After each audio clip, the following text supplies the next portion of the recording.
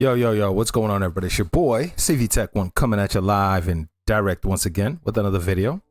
This time, we're going to react to how good was Oscar Robertson. And let me tell you guys something. When we did the Pistol Pete video, which did very well, and I appreciate all the comments and everybody who's been showing support to that video. Appreciate you. The one theme that I gather from that video and also from the comment section is a lot of the people in that comment section were saying that it's a shame that a lot of these older players get lost because they don't get talked about as much, or the young people just don't know enough. And so what I want to do is look at these older players that don't get talked about as much, like Oscar Robertson. Because the only thing I know about Oscar Robertson is that he averaged a triple-double in a season. Now, the only reason I know that is because we know Russell did it for 3 years. So when Russell did it, then that's when I heard, oh yeah, there was another guy who did it first. His name was Oscar Robertson. So what I want to do is take a trip to the older players, the players who play the game, and these older players don't get talked about as much. So I want to go back in time and look at some of these players and wonder why they're not, top 50, top 10, top 75, or whatever the case may be. So Oscar Robertson is another guy. So let's watch the video and see how good he really was. Oscar Robertson is the Let's best get it to basketball 60 player likes I if we ever played can. against. I mean, he had no weakness. When I look back in my career, he's the greatest player I ever played against, period. When you hear Michael Jordan's the best player of all time, how do you react? I react by saying those people probably didn't see Oscar Robertson play. Wait. Because when I did the Larry Bird video, everybody said, hey, CV, did you hear what Pat Riley said about Bird? Did you hear what James Worthy said about Larry Bird? Did you hear what Dominique Wilkins said about Bird? We just saw 3 of the greats just said, well, you just don't know about Oscar Robertson. I mean, that carries weight. Because all I heard on that video was, you got to hear what the other guy said about this guy. I mean, we just saw 3 of the greats right there. Oh, I'm ready now. I'm ready. Let's go, Oscar. Shout outs to this channel, man. I've watched 1 or 2 videos from this channel. The link will be in the description, so shout outs to this channel. Oscar Palmer Robertson. Most of you know who this legend of NBA history is. The first player to ever average a triple-double over the course of a season, and still just one of only 2 players to ever accomplish the feat. But many people nowadays struggle to grasp the skill and legacy of Oscar. Just how good was this guy? Was he just a selfish stat patter? Was he just a pretty good player who took advantage of a less advanced era? He also... Why do people always say these people, like, if you average triple-double, you're selfish? I don't understand that. Like, you're playing basketball. And you're doing good at a lot of categories. And I don't understand why they'll be selfish. doesn't have many recognizably iconic highlights. All of these questions and unknowns make it difficult for many NBA fans to put his talent in perspective and figure out where he ranks among the greatest players of all time. That's where this video comes in, as we're diving into the career and evaluating the legacy of the man known as the Big O. Oscar Robertson was selected with the first overall pick in the 1960 NBA draft by the Cincinnati Royals. As a 22-year-old, Oscar was entering the NBA as one of the most pro-league ready rookies the game has ever seen. He was a 6'5" point guard with a strong build, and he knew how to use it. In his rookie campaign, Oscar took the league by storm, averaging 30.5 points, 10.1 rebounds, and 9. Huh? As a rookie, this dude basically he averaged a triple-double. Oh my. As a rookie, if I see if a rookie averages 24 points a game today, everybody goes nuts, and it's $100 million on the next contract. 7 assists on 47.3% shooting in what is easily one of the greatest rookie seasons of all time. It pretty much goes without saying that he was that year's Rookie of the Year winner. Oscar's game wasn't flashy by any means. We recognize that today, but they knew it then too. There were certainly more exciting styles among his peers at the point guard position, but Oscar preferred a more patient and methodical approach among his peers at the point guard position. Did you see that? But Oscar preferred a more patient and exciting styles among his peers. Look, I know that was slow, but NBA players do that today. Look at this. Peers at the point guard position, but Oscar preferred a more patient and methodical approach, which doesn't translate to the most awe-inspiring. Oscar preferred a more patient and methodical Did he just do the Euro step? Which doesn't translate to the That's the Euro. But Oscar preferred a more patient Who said and methodical Ginobili started approach, that? which doesn't translate to the most awe-inspiring highlights 60 years later. But it was effective, and that's what mattered. Many times, Oscar would simply back down his opponents and score from the post, using his IQ and his reliable jump shot. Scoring was just one of his many gifts, though. Another area he dominated was on the boards, as he used his anticipation and low center of gravity to secure his high rebounding numbers. Oscar's rebounding is a skill of his that I don't think he gets enough credit for, and there's several reasons for this. For one, in recent videos on this channel, we've talked about how rebounding numbers were inflated in the 1960s. The pace of play was faster at the time, which meant more shot attempts, and more shot attempts equals more rebounds. Not only that, but the league as a whole didn't shoot as efficiently back then, which means even more rebounds. That's why there were usually a handful of players averaging near 20 rebounds per game in that era.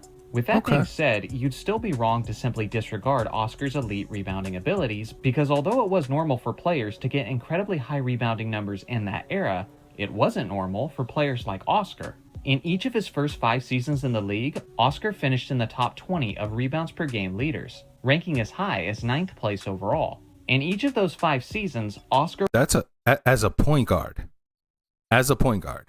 Leaders, ranking as high as 9th place overall. In each of those 5 seasons, Oscar was the only guard to finish in the top 20 in rebounds. With the game played more around the interior in those days, the rebounding department was dominated almost exclusively by all the big centers and forwards, but Oscar was the anomaly. And of course, we can't leave out his playmaking abilities, as he had great court vision, was a fantastic passer, and was constantly among the league leaders in assists. By only his sophomore season, Oscar was ready to have the year that would make him famous for decades to come, as he put up triple-double averages of 30.8 points, 12.5 rebounds, and 11.4 assists on 4. Hey, that's crazy, man. It's not like he had 10, 10, and 10, or 15, 10, and 10, right? The man averaged 30 points, 12 rebounds, and 11 assists. That is ridiculous, man. That's not patting a stat. Like, he's scoring. It's not like, you know, he's giving you 12 points, 12 rebounds, and 10 assists. 47.8% shooting, wow, leading the Royals to their first winning season in 8 years. This is his second year. This iconic achievement made him a legend, as he was the only person to ever achieve the feat up until Russell Westbrook did it in 2017. That's but crazy. The craziest part is his triple-double achievement is actually so much better than people realize. Technically, 1962 was the only single season of his career where he averaged a triple-double, but he came very close to doing it several times. Some years, his assists would be well over 10, but the rebounds would be well below 10. And some years, the assists would be below 10, and the rebounds would be well over 10. Wow. Over the course of his first 5 seasons of his career, he averaged 30.3 points, 10.6 assists, and 10.4 rebounds. What? Excuse me? From 61 to 65? What? Even though it wasn't, like you said, it wasn't the whole season, right? Some years it'll be rebounds will be at 10, and some years it'll be assists at 10. On 48.6% shooting. That is ridiculous. So although he's famous for averaging a triple-double for a season, in reality, he averaged a triple-double for 5 seasons. Despite his constant incredible play, when it came to the playoffs, the Royals were constantly being eliminated at the hands of the far more talented Boston Celtics and Philadelphia 76ers. This ongoing theme of putting up monstrous numbers just to lose in the playoffs started to build some negative narratives about Oscar as a player, whether they were deserved or not. Some were starting... Bro, I had a thought. Please tell me he won a championship. That's one. Is this man wearing a belt? That is some crazy looking jersey right there. And look at the shorts. That looks like a belt. That's actually pretty cool. It looks like a belt. A selfish style and that he was too ball dominant. Some were starting to say that he had a selfish style and that he was too ball dominant and that he needed to be more comfortable in a free-flowing offense where he isn't calling all the shots. Although he remained extremely productive for years, with all of these narratives and stigmas going on, and with plenty of tension in the locker room for a number of reasons, how is he selfish if he's passing the ball? So even back then, they were saying this dude's patting his stat. That's what they do to Russell. It's like, he's passing the ball. And stigmas going on, and with plenty of tension in the locker room for a number of reasons, the relationship between him and the Royals began to sour, and eventually he was traded to the Milwaukee Bucks. At this point, this was basically the best thing that could have happened to an aging Oscar Robertson, because after being with a mediocre supporting cast for years, in Milwaukee, he would be joining a young and dominant Lou Alcindor, before he became Kareem Abdul-Jabbar. The combination of the 23-year-old Lou Alcindor in the interior and the 32-year-old Oscar orchestrating from the perimeter was a tandem that was ready to dominate the basketball world, and that's exactly what they did. At one point, the Bucks won 20 straight games, which was an NBA record at the time. They finished the regular season with a 66-16 record, while bolstering the league's best offense and the best defense. Although Oscar's numbers had significantly dipped now that he was sharing the floor with Alcindor, it was a sacrifice he was more than happy to make in order to win, and they kept doing that into the postseason. They crushed the Warriors in 5 games, crushed the Lakers in 5 games, and then swept the Baltimore Bullets in the NBA Finals, with Oscar putting up 23-9-5 on 50. 23-9-5. Okay. So all of a sudden he's not patting his stat? First of all, his numbers went down as far as scoring and also rebounding, but look at his percentage.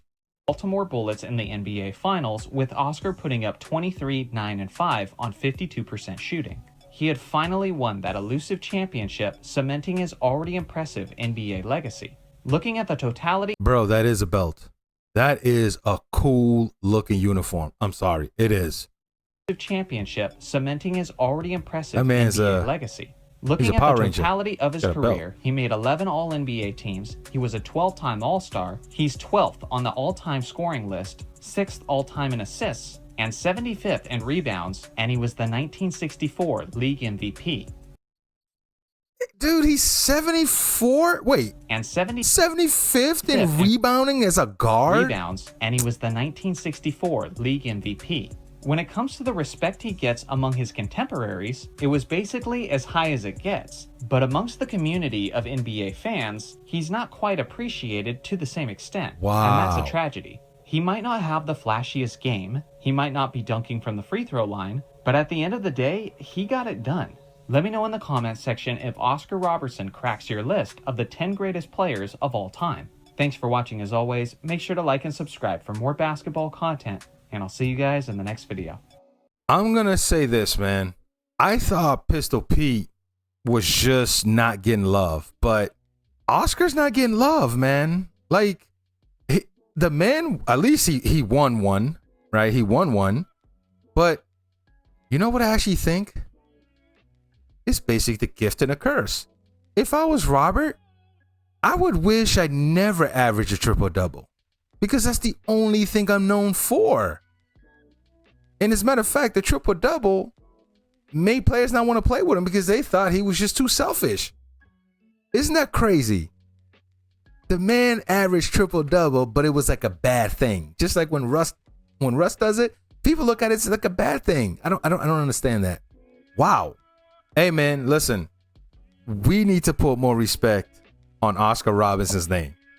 To be 75th of all time in rebound and as a guard, that's pretty good, man. And he's the first one to average a triple-double, and it was still looked at as a terrible thing back then. Wow. Hey man, if there's any older player that you think I need to look into and learn about, put in the comment section below, because Pistol Pete is the man. Oscar, looking at what I just saw, that right there's $150 million today. People will, like, teams will bend over backwards to get a player that can do that. Okay? And to average 30 points his rookie year, that is insane. Shout out to Oscar Robertson, man, the big O. So, yeah, put in the comment section below if you guys have any older players you think I should learn about and look into. And we'll do that, man. So, till next time, peace.